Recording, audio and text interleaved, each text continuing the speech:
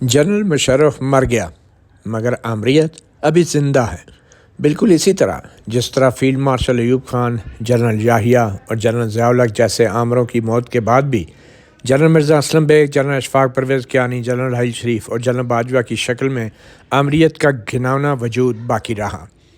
اس بے پردہ آمریت کے ان باپردہ وارثوں نے جو گل کھلائے وہ ننگی آمریت کو بھی شرما دیں۔ آمریت کے باجوے نے صحافت کے چودھری کے ذریعے اپنے جن گناہوں کا اعتراف کا سلسلہ شروع کر رکھا ہے، اس میں شرمساری اور افسوس کا عنصر شامل نہیں۔ اپنی اسی ڈھٹائی اور بے خوفی کے باعث ان لوگوں نے مغربی پاکستان کی نسل ضرور تبدیل کر دی ہے۔ باجوائی اعترافات سے جنگی بہادری کے ان قصوں کی یاد تازہ ہوتی ہے جس کا مظاہرہ مشرقی پاکستان میں سیکنڈ جنریشن وارفیئر کے نام پر ہائبرڈ نسل کی افزائش کے لیے کیا گیا تھا۔ وہاں نسل نہیں بدلی، قسمت بدل گئی، مگر یہاں مغربی پاکستان میں نسل بدل گئی۔ یہ وہ نسل ہے جس کا آئین اور جمہوریت سے کوئی واسطہ نہیں۔ یہاں کا نکا اپنے ابے کو بھی پہچاننے سے انکاری ہے، بلکہ اس کو پہلی گرل فرینڈ چھوڑ کر دوسری بنانے کا دوش دے رہا ہے۔ اس کو 2018 الیکشن کے لیے کی گئی سیاسی اور عدالتی انجینئرنگ سے کوئی سروکار نہیں۔ آئین سے زیادتی کے نتیجے میں پیدا ہونے والی اس نسل کو اب الیکشن چاہیے۔ عدم اعتماد تحریک کے جمع ہونے سے پہلے تک اس نسل کو الیکشن کے نام پر متلی آتی تھی، مگر پھر امریکی سازش کے تعویذ نے کام کر دکھایا۔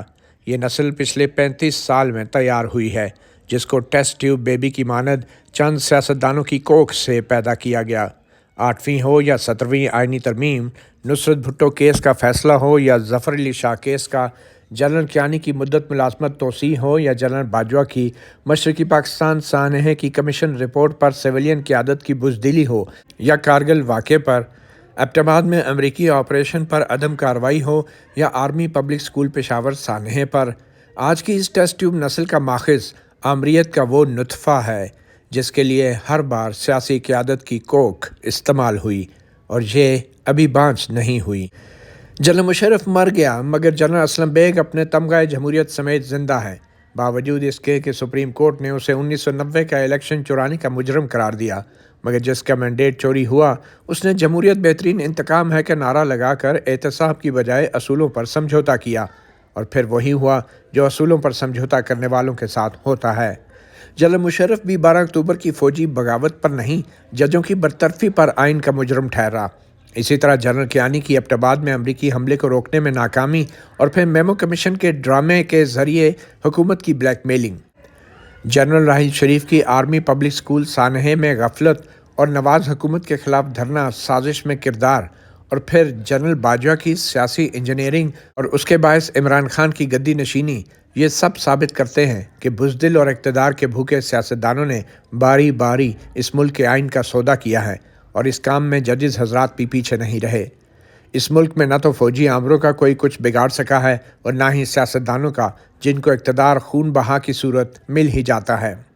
اگر زرداری نے جنرل مشرف پر 12 اکتوبر کی بغاوت کا مقدمہ بنا دیا ہوتا اور بے نظیر کے قاتلوں کو ہی کٹہرے میں کھڑا کر دیا ہوتا تو جنرل راحیل شریف اپنی مصنوعی شخصیت سمیت ٹرکوں کی عقبی تصویروں میں زرداری اور شریف خاندان کی لینڈ کروزروں کا منہ نہ چڑھا رہے ہوتے، اور جنرل باجوہ جیسے عمران خان کو اسٹیبلشمنٹ کے ٹیرین وائٹ ثابت کرنے کے ہیلے بہانے نہ ڈھونڈ رہے ہوتے۔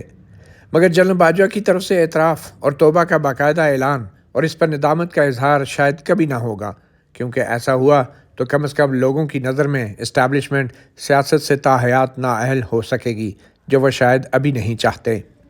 سوالات سے آ رہی چند سینئر صحافیوں کے ذریعے جنرل باجوہ کے انکشافات پر قانونی کارروائی کی بجائے حکمران اتحاد کے فاخرانہ اور فاتحانہ ٹھمکے اس بات کی گواہی دیتے ہیں کہ ٹیسٹ ٹیوب بیبیوں کی نسل کی آئندہ کھیپ بھی جلد تیار ہوگی، اور ہم میں سے کچھ صحافی گندے ہوٹل کی چائے کی پیالی میں تیرتی گندی مکھی کو بھی چائے کی خوبصورتی ثابت کرتے رہیں گے۔ اس ہائبرڈ نسل کے کچھ صحافیوں نے حکمران اتحاد میں مشاورت و معاونت کا قلمدان بھی سنبھال رکھا ہے، چند دوسروں نے اندر کی خبروں کی لالچ میں گاؤں کی سانڈ کی سرگرمیوں کو بڑھا چڑھا کر پیش کرنے کا کام پکڑ رکھا ہے۔ ایسے صحافی نوجوان نسل کے لاشعور میں اسٹیبلشمنٹ کی غیر آئینی سرگرمیوں کی ایسی تشہیر کرتے ہیں کہ یہ سب کچھ انہیں آئین سے غداری نہیں بلکہ معمول کی بات لگنا شروع ہو جاتی ہے۔ مگر ایسے لاشعور کی تشکیل میں خود عمران خان اور نون لیگ کے قائدین کا سب سے بڑا کردار ہے، جو بے شرموں کی طرح اسٹیبلشمنٹ سے اپنے رابطوں میں ایک دوسرے پر سبقت لے جانے کے دعوے کرتے نہیں تھکتے۔ جنرل مشرف کی فوجی اعزاز کے ساتھ تدفین محدود ضرور تھی، مگر خصوصی عدالت کو اس فیصلے کی توہین بھی تھی جس میں اس کو آئین سے غداری کے جرم میں 5 بار سزائے موت سنائی گئی۔ اس فیصلے کو جس جج نے تخت لاہور میں بیٹھ کر کالعدم قرار دیا تھا، اس کو ترقی دے کے سپریم کورٹ میں تعینات کر دیا گیا۔ ان دونوں فیصلوں کے خلاف اپیلوں کی سماعت کی آج تک کسی کو ہمت ہی نہ پڑی۔ یوں ریاست پاکستان کے مجرم ایک فوجی آمر کو ریاستی پرچم میں لپیٹ کر سپرد خاک کیا گیا۔ جنرل مشرف کی قبر پر تحریر نہ کریں، مگر تاریخ و نصاب کی کتابوں میں تو جسٹس وقار سیٹھ کا فیصلہ پڑھایا جانا چاہیے، جس میں آمروں کو بعد از مرگ بھی سزا دینے کا حکم دیا گیا ہے۔ اگر بطور قوم ہم فکری طور پہ یہ سب نہیں کر پاتے تو الیکشن ہوں یا نہ ہوں، اس سے کیا بدلے گا؟ 75 سال سے ہم الیکشن اور کرپشن ہی تو کھیل رہے ہیں۔ اب لاہور ہائی کورٹ کا حکم ہو یا سپریم کورٹ کی نیب ترامیم کیس میں کارروائی، اس سے کچھ نہیں بدلے گا جب تک قوم کے مجرم ایسے جرنیل، جج، سیاستدان اور صحافی برملا اپنے گناہوں کا اعتراف نہیں کرتے یا ان کو کٹہرے میں نہیں لایا جاتا۔ اقتدار کا قلمدان عمران خان کے ہاتھ میں ضرور دکھائی دیتا ہے، مگر تاریخ کا قلمدان نون لیگ اور پی ڈی ایم کی جماعتوں کے پاس ہے۔ الیکشن کی تاریخ سے پہلے کچھ تاریخ رقم کرنے کا حکمران اتحاد کے پاس سنہری موقع ہے۔ ووٹ کو عزت دینے کا نعرہ تو دفن ہو چکا، مگر اس نعرے پر عمل کر کے اسے دوبارہ زندہ کیا جا سکتا ہے۔ نون لیگ فوری طور پہ اعلان کرے کہ جنرل باجوہ، جنرل فیض اور ان کے ساتھی سازشی جرنیلوں پر 2018 کے الیکشن میں سیاسی و عدالتی انجینئرنگ کرنے پر بغاوت کے مقدمات درج کیے جائیں گے۔ پھر دیکھیں عمران خان کس جرنیل کے خلاف مقدمے کی حمایت کرتے ہیں اور کس پر مقدمے کی مخالفت۔ ایسا کرنے یا نہ کرنے، دونوں صورتوں میں عمران خان کی منافقت واضح ہو جائے گی۔ IMF اور چند دوست ممالک کے ساتھ ڈیل شاید ایسا نہ کرنے سے مشروط ہے۔ تو اگر عمران خان اور نواز شریف دونوں ہی ایسا نہیں کر سکتے تو الیکشن کس بات کے؟ عوام سے ووٹ لے کے اس ووٹ کو دوست ممالک کے آگے گروی ہی رکھوانا ہے تو پھر عدالتوں میں وکیلوں کی دلیلوں اور ججوں کے بھاشن کس بات کے؟ کسی ایک جماعت کو اقتدار کی قربانی دے کر بھی اپنے آئین اور جمہوریت کا حلف کے مطابق دفاع کرنا پڑے تو اسے کرنا چاہیے، وگرنہ پھر آئینی اور جمہوری محاذ پر ہتھیار پھینکنے کا عمل کہاں جا کر رکے گا، یہ سب اچھی طرح جانتے ہیں۔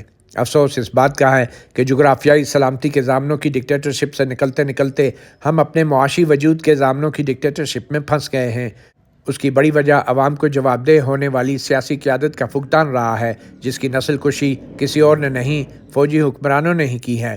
اگر جنرل باجوہ اور جنرل فیض کو شیخ رشید کی طرح ہتھکڑیوں میں نہ جکڑا گیا تو پھر وہ وقت دور نہیں جب آئندہ کی ٹیسٹ ٹیوب نسل عمران خان کو ریاست پنجابستان کا وزیر اعظم بنانے پر ہی راضی ہوگی، اور مریم نواز جنرل باجوہ کے اعتراف جرم پر نازاں تنظیمی جلسوں میں عمران خان پر ملک توڑنے کا الزام لگا رہی ہوں گی۔ بے شک مشرف تھا اور نواز شریف ہے، مگر ایسا ہونے کا کیا فائدہ کہ اپنی حکومت میں ایک سزائے موت پانے والے مجرم فوجی ڈکٹیٹر کو فوجی اعزاز کے ساتھ دفنایا جائے۔ مطیع اللہ جان، MJ TV۔